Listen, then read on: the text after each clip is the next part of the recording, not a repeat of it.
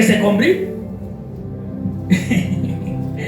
Tuseme hivi, sura ya 4 ni tai ambaye inamaanisha mjumbe, na huyu mjumbe ni Mungu mwenyewe ambaye anakuja kama mjumbe, malaika, parce que malaika, non, ange ça veut dire envoyé, messager. Alors il est venu comme un aigle. C'est pourquoi les frères de l'assemblée aiment présenter l'aigle, Jésus comme aigle. C'est la face de Jésus comme être vivant devant le trône de Dieu. Tunasema hii 4e face d'un être vivant, il représente Dieu sur la terre comme envoyé sur la terre, Dieu fait des chair comme messager pour sauver le monde. Et après avoir terminé la mission de sauver, ils doivent retourner, ils doivent monter comme un aigle, parce que l'aigle c'est celle qui a porté même Israël dans le désert. Alipofika ilibidi akuje tena na apande, na saa tutaenda atafanya sistemu ya kuya kutuchukua. Angalia, l'état de l'enlèvement ça fera comme ça. L'ange sonnera les trompettes, Jésus descendra dans les airs.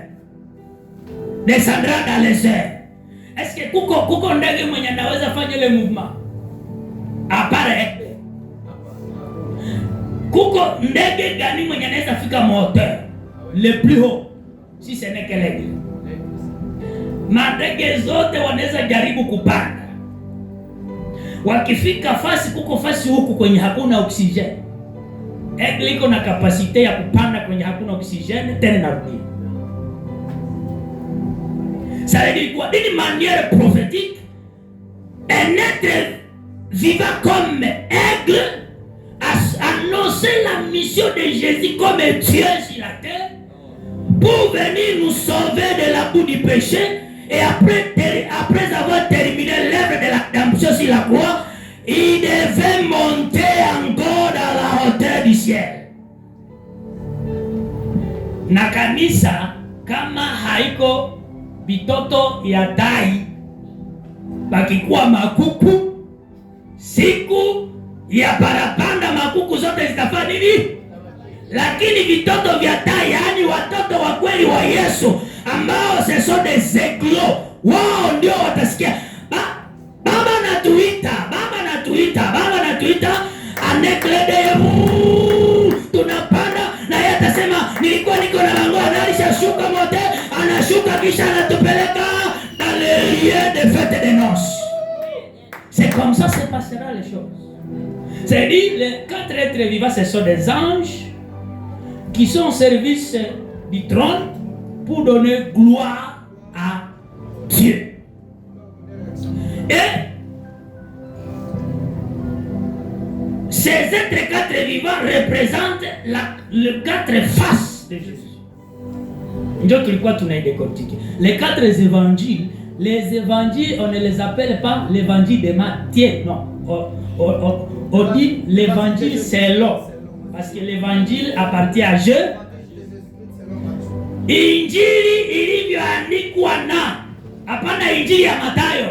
Injili ya Yesu Kristo ilivyoandikwa na Mathayo. Usisemake tusome injili ya Mathayo, tusome injili ya Yohana. Tunasoma injili ilivyoandikwa na.